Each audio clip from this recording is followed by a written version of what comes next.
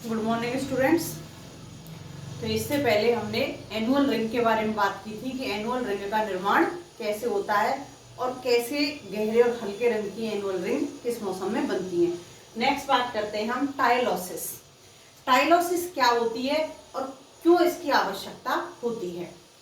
तो स्टूडेंट्स, जो वाहिकाएं होती हैं, वाहिका, वाहिनिका,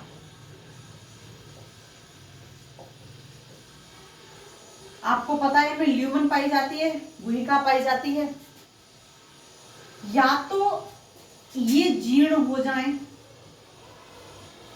या क्षतिग्रस्त हो जाएं,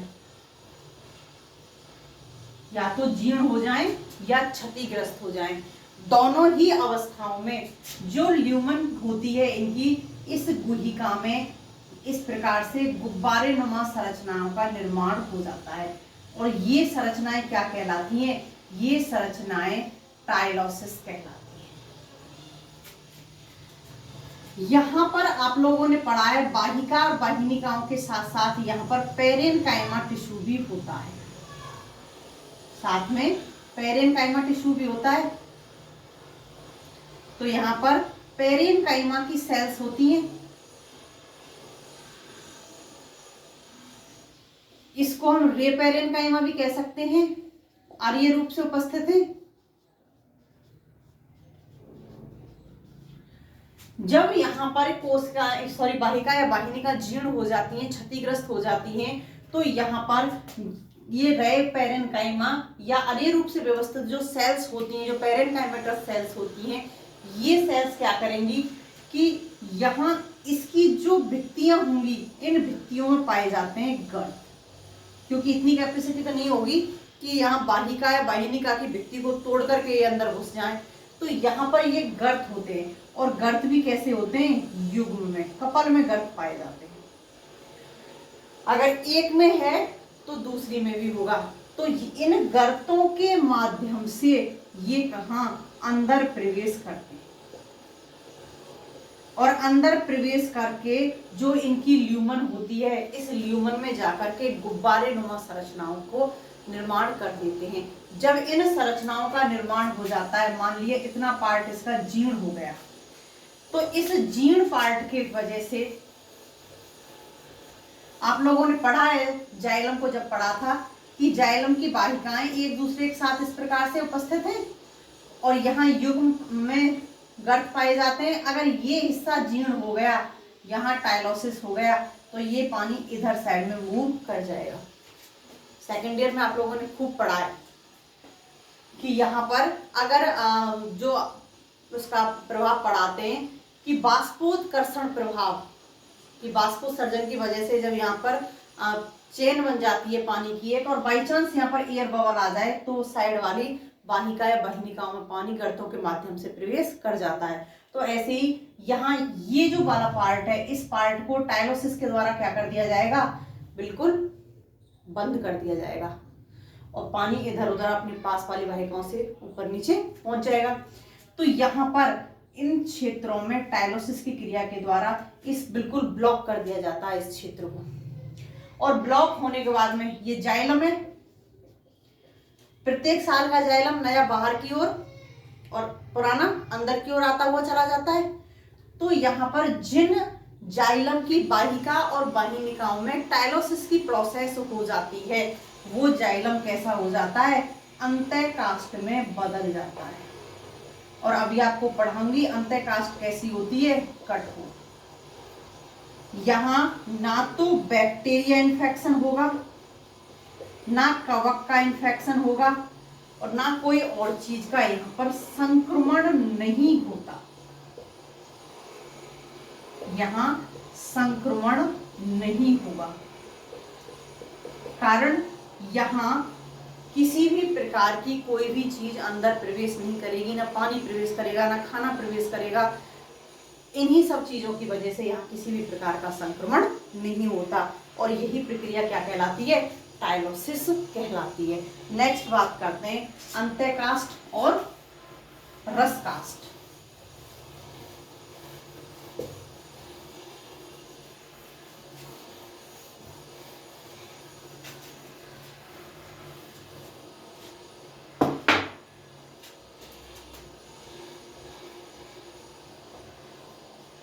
अंत्यकाष्ठ और दूसरी रस काष्ठ।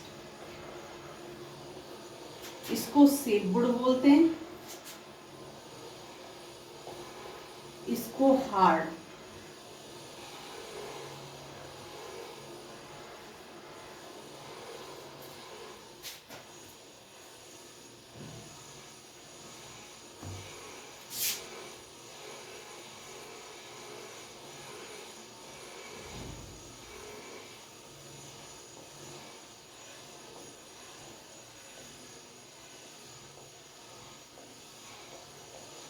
इसको ड्यूरामन कहते हैं हार्डवुड को, और सेबुड़ को एल्वर्नम कहते हैं।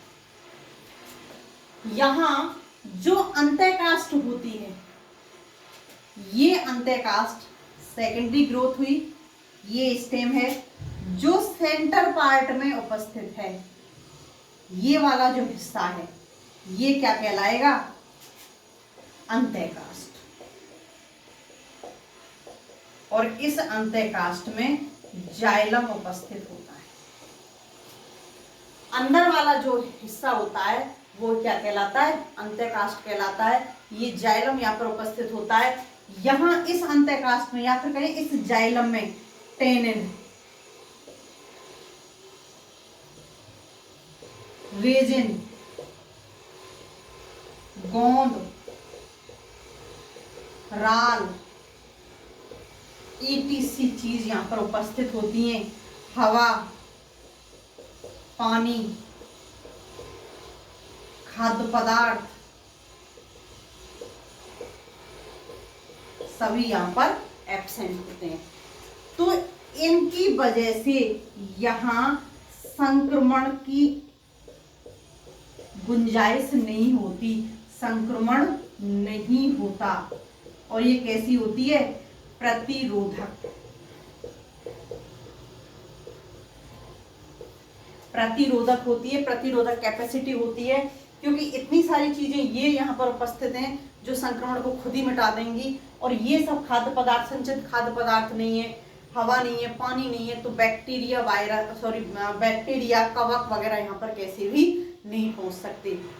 और यही अंत्यकाष्ठ हमारे कॉमर्शियल यूज की होती है, व्यवसायिक।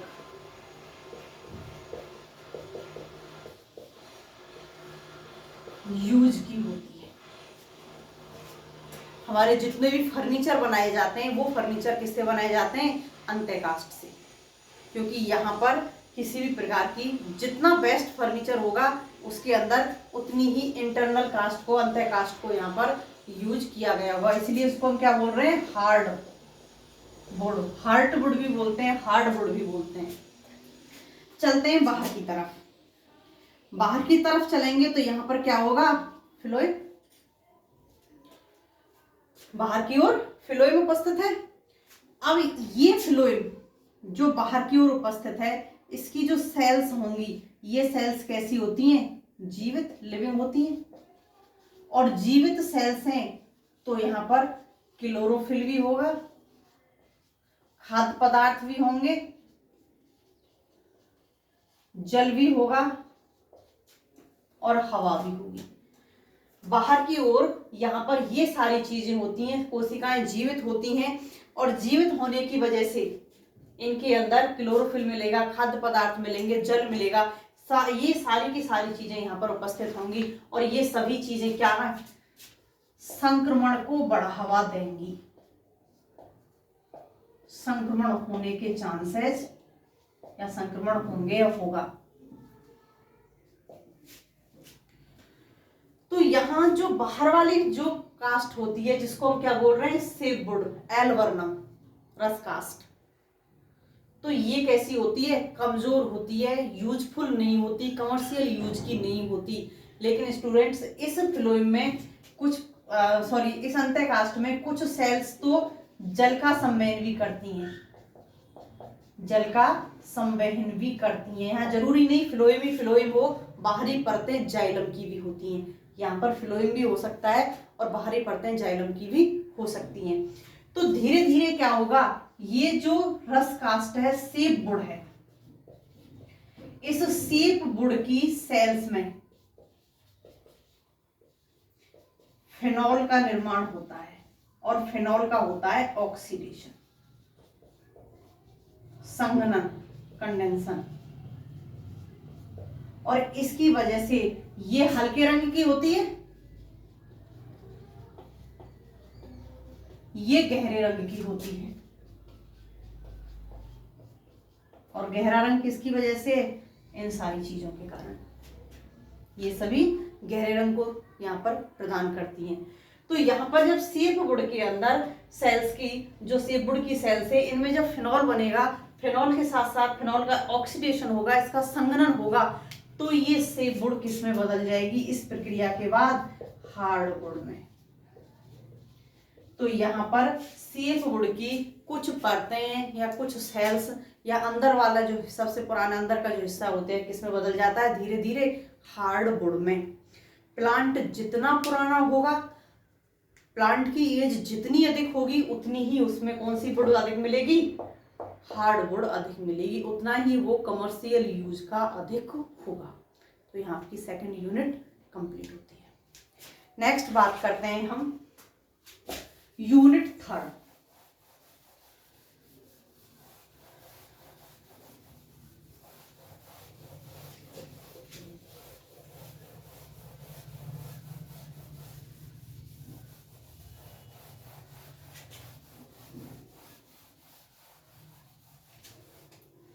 और यूनिट थर्ड में आपकी लीफ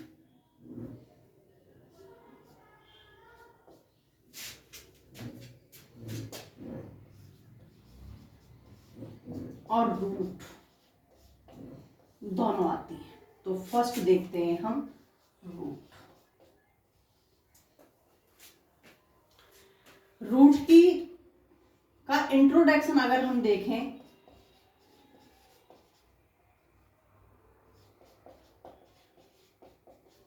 तो क्या इंट्रोडक्शन होता है रूट का?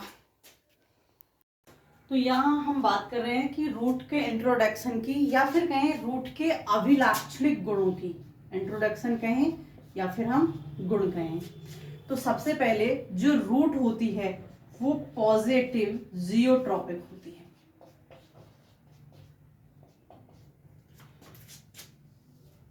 नीचे की ओर जमीन में जाती है। ये मान लिया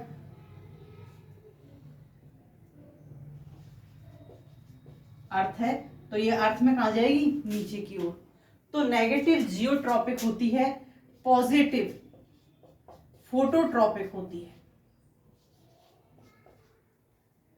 पॉजिटिव फोटोट्रॉपिक होती है। रूट के ऊपर ना तो लीव्स मिलती हैं, ना बड़ उपस्थित होती है।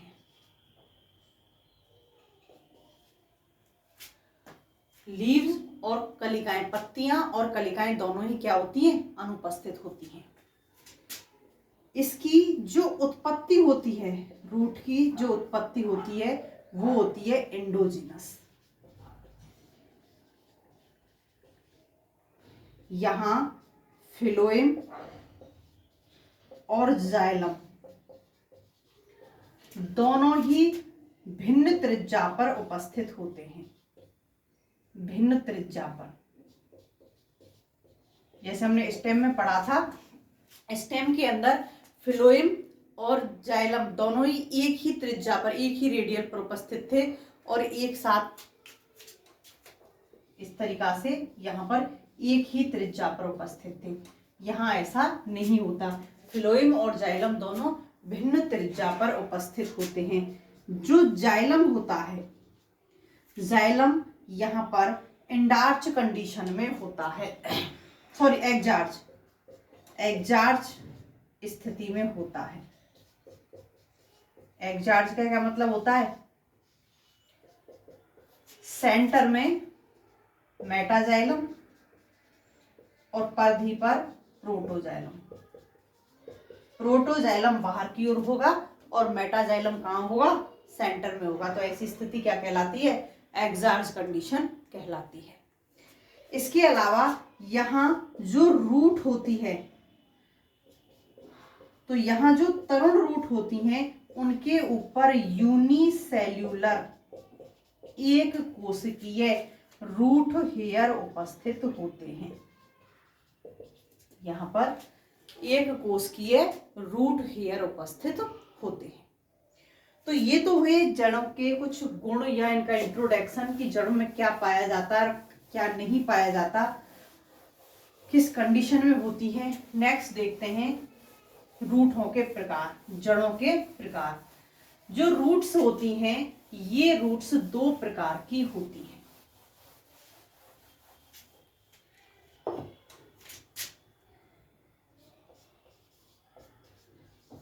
टाइप्स ऑफ रूट्स,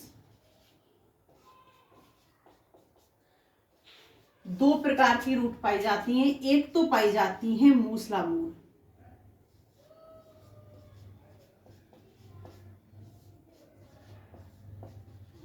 या फिर इसे कहें मूसलामूल तंत्र, और दूसरा पाया जाता है अपस्थानिक मूल तंत्र।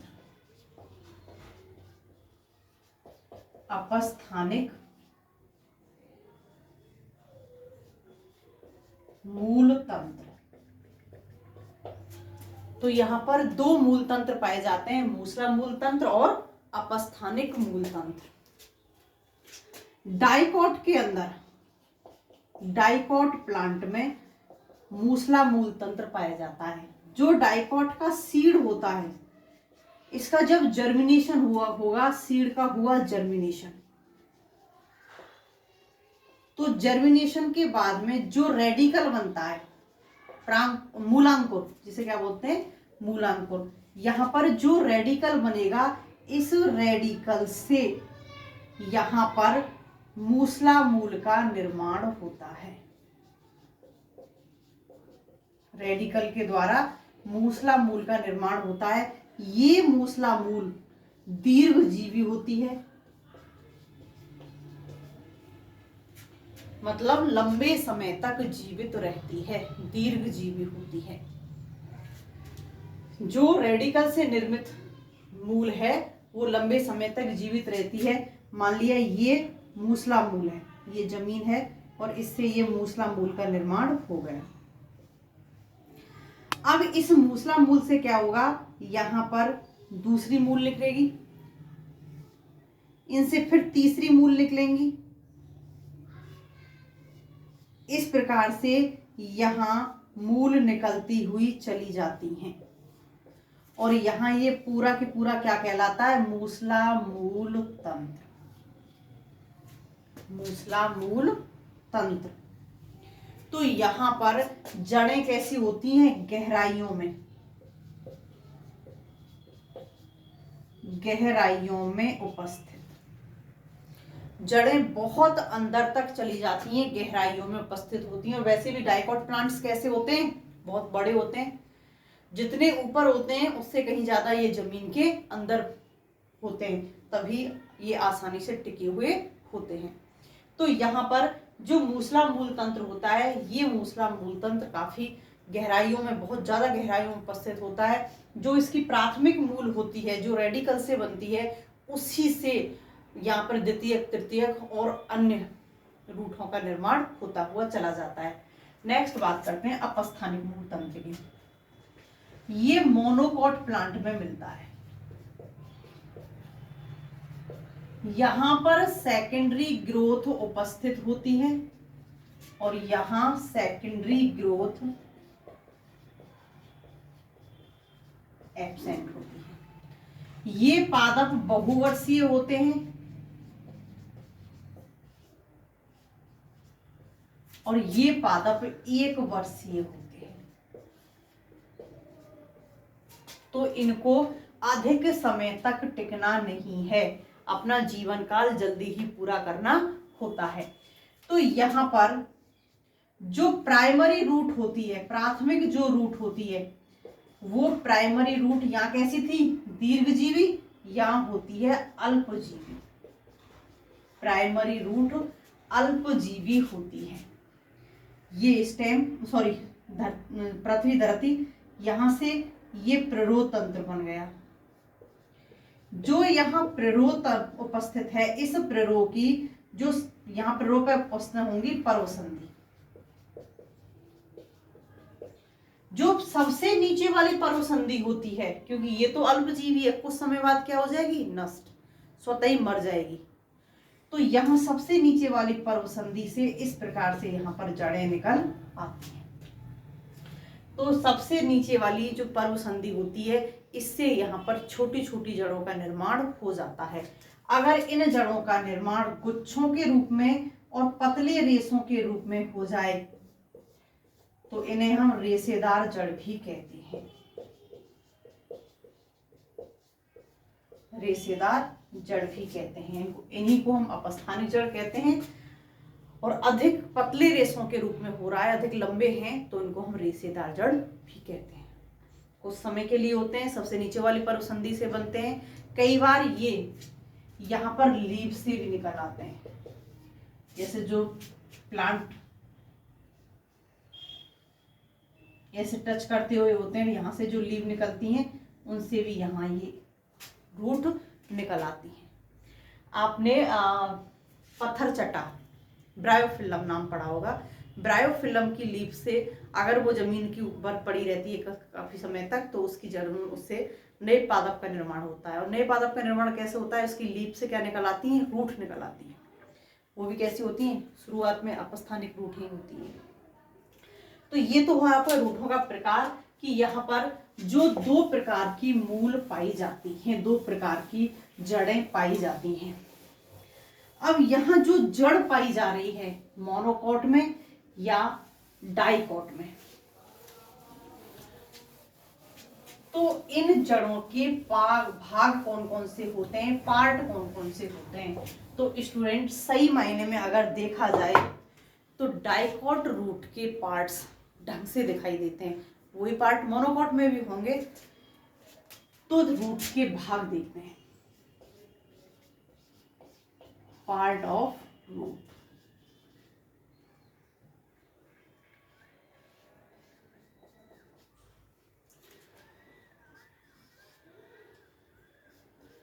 फर्स्ट जो होता है वो होता है root cap, second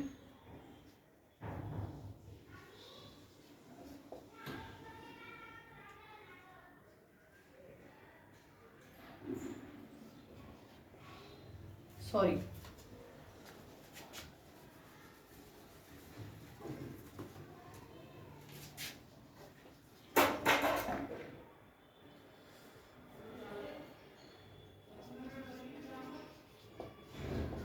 meristematic zone, third elongation zone, fourth maturation zone, fifth mature zone. मान लिया ये कोई रूट है,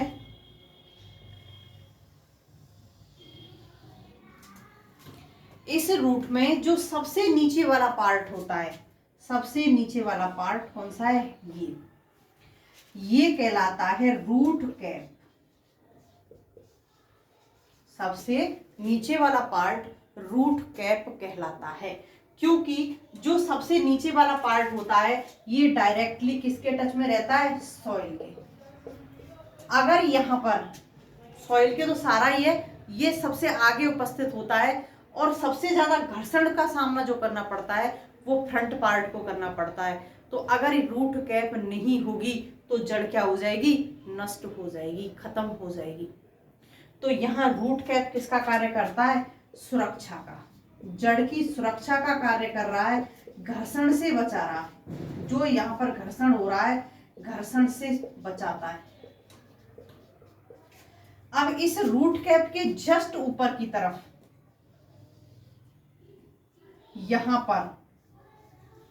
यहां ये मेरिस्टेमेटिक जोन होता है, और ये मेरिस्टेमेटिक जोन, मेरिस्टेमेटिक सेल्स कैसी होती हैं, विभाजनशील क्षेत्र होता है। तो ये हमेशा विभाजन करता रहेगा, यहां हमेशा सेल्स डिवाइड होती हैं। यहाँ पर हमेशा सेल्स के अंदर विभाजन होता रहता है, सेल्स की संख्या में लगातार वृद्धि होती रहती है, क्योंकि अगर ग्रोथ करनी है जड़ को तो वहां पर संख्या भी तो होनी चाहिए सेल्स की। इससे जस्ट ऊपर वाला क्षेत्र ये लगभग 1 mm के समथिंग होता है, और इससे ऊपर वाला क्षेत्र 1 से लेकर के 10 mm के समथिंग होता है, जिसको हम बोलते हैं सेल एलोंगेशन जोन। यहां पर जो सेल्स होती हैं ये सेल्स आकार में बढ़ती हैं, यहां आकार में वृद्धि होती है। आप लोगों ने सेकंड ईयर में खूब पढ़ा है, सेकंड पेपर के अंदर मेरिस्टेमेटिक जोन के जस्ट ऊपर वाली सेल्स हैं, जितनी भी संख्या का निर्माण होना है वो हो जाएगा मेरिस्टेमेटिक जोन में, और मेरिस्टेमेटिक जोन से जस्ट ऊपर केवल इन सेल्स के आकार आकृति में वृद्धि होगी। इससे जो ऊपर वाला क्षेत्र होता है ये कहलाता है मैच्योरेशन जोन, मैच्योरेशन जोन। इस क्षेत्र के जो सेल्स होती हैं इन सेल्स में कार्य के अकॉर्डिंग, कार्य के आधार पर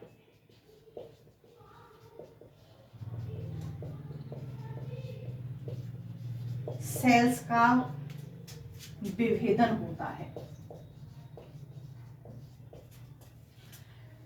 किस सेल्स को क्या कार्य करना है इसके आधार पर यहाँ इनकी आकार, प्रकार और संरचना बदल जाती है। कोशिकाओं में विभेदन कहाँ स्टार्ट हो जाता है? मैच्योरेशन, परिपक्वन क्षेत्र में।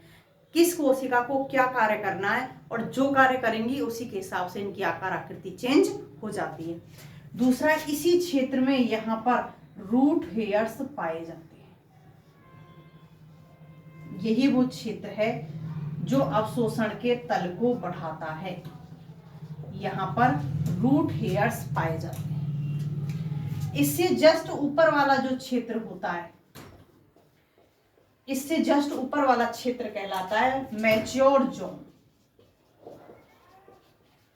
मैच्योर जोन के अंदर, क्योंकि मैच्योरेशन जोन के अंदर कोशिकाओं के कार्यों का विभेदीकरण हो गया, किस कोशिका को क्या कार्य करना है, तो यहाँ पर जो सेल्स होंगी वो सेल्स कैसी होंगी? अपने कार्यों के अकॉर्डिंग व्यवस्थित होंगी और अपने ही कार्यों को यहाँ पर वो सही ढंग से करेंगी। तो यहाँ पर सेल्स कैसी होती हैं? परिपक्व सेल्स होती हैं। प्राइमरी सेल्स क्या कार्य करेंगी, सेकेंडरी सेल्स क्या कार्य करेंगी, तो ये सभी चीजें मैच्योरेशन जोन में उपस्थित होती हैं। मैच्योरेशन जोन में नीचे की तरफ प्राइमरी क्षेत्र उपस्थित होता है, इसकी ऊपर की तरफ सेकेंडरी क्षेत्र यहाँ पर उपस्थित होता है। बात करते हैं हम मोनोकोट में।